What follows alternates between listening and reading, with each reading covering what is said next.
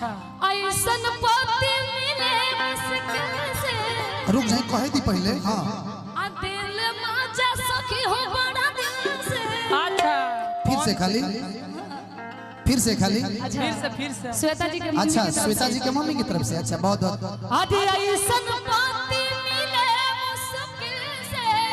कौन पति दाढ़ी बनावे वाला ना हई पति हई पति हम जानी छीले वाला ज्यादा वो इस्तेमाल करे लगा ना हमरा तो लगता तब याद आवता कि ऐसन पति मिले मुश्किल से। ए आ दिल माजा सखी हो बड़ा दिल से कौन माजा पिए वाला माजा के दिल वाला माजा। क्वालिटर के मजा कि ऐसन पति मिले मुश्किल से दिल माजा सखी हो दिल से।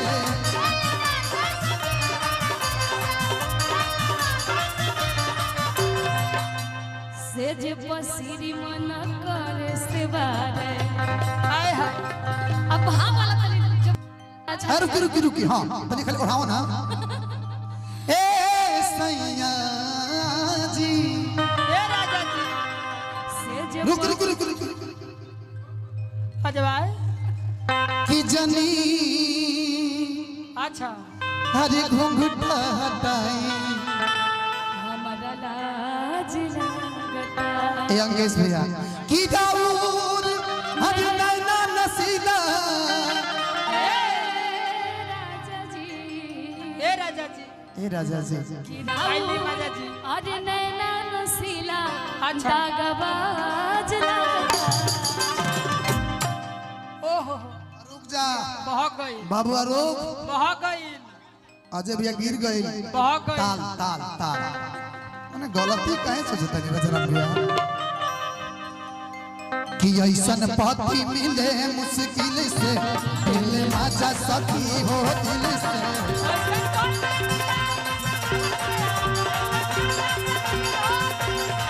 ऐसन पति मिले मुश्किल से दिल माजा सखी हो दिल से।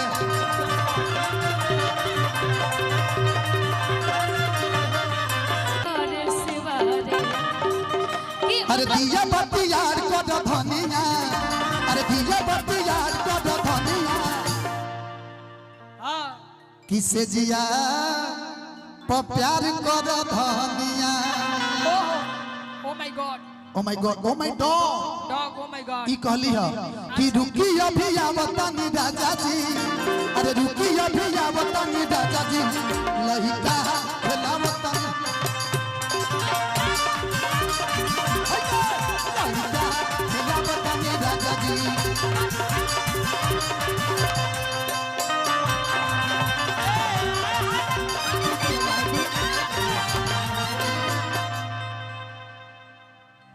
लेकिन कि पिया धनंजय बड़ी प्यार बरसावे।